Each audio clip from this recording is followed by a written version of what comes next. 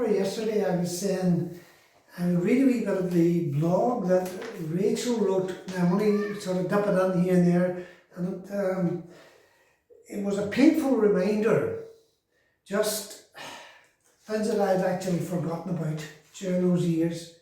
And Rachel wrote this blog, and it says, the journey that we have taken on this Alzheimer's road has been brought to this point, and it's a really long one. And each point was difficult, and we had to make decisions which were very difficult. And she writes here, people don't end up in a nursing home overnight, and families don't make decisions of nursing home placement overnight, or nor do they make it lightly. It was a series of many steps. Now, the first step on this journey was everyday tasks. How to use the shower, how to dress herself, how to find things in the kitchen, how to remember to do with the kettle that she couldn't even remember to write, or what day of the week it was. So we employed the strategies, labeling everything, diaries, calendars. But what can you do when the person can't remember to look at the calendar or a diary? We've taken her through every step. Making a cup of tea, which I'm told is about 50 different steps. Simple task, but she couldn't even do it. So we began to realise that she couldn't be left alone. It's a 24/7 rota between her family. Now, I did give her tablets and helped to wash her, dress her, toilet her, and put her to bed, and make sure she ate and drank.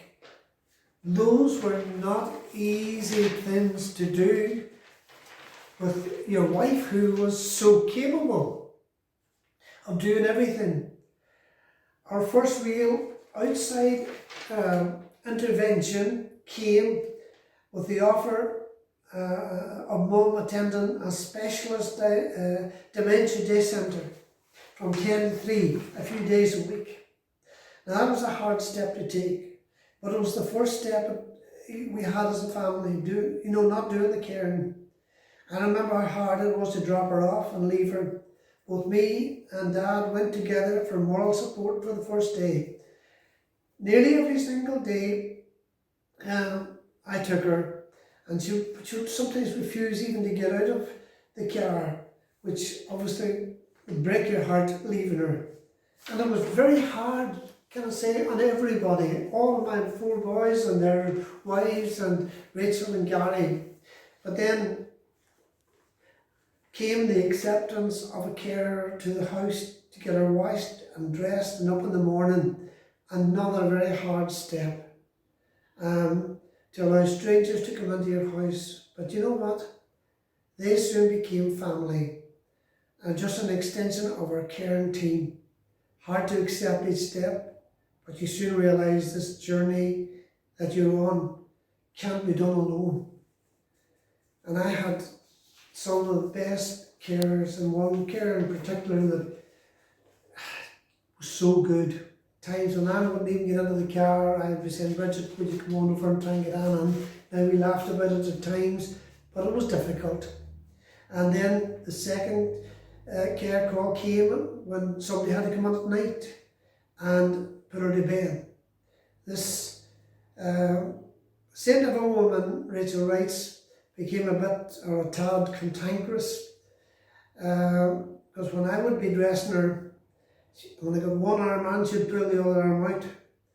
And when I would want her to sit down, she would make herself rigid and wouldn't do it. And we got respite in a residential home.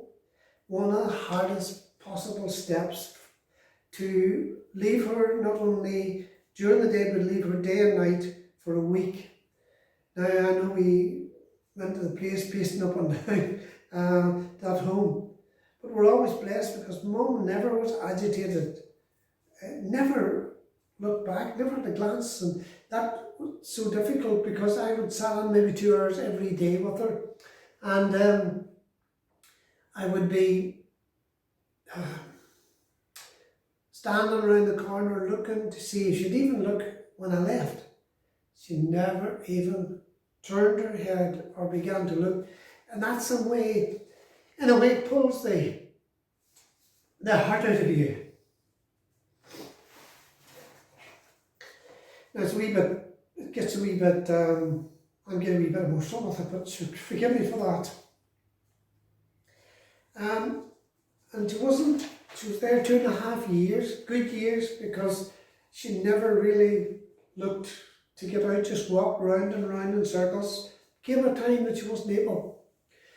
And we had to move her then again to a care home, which was Owenmore Care Home in Culmore, which was great in that sense that it was beside us.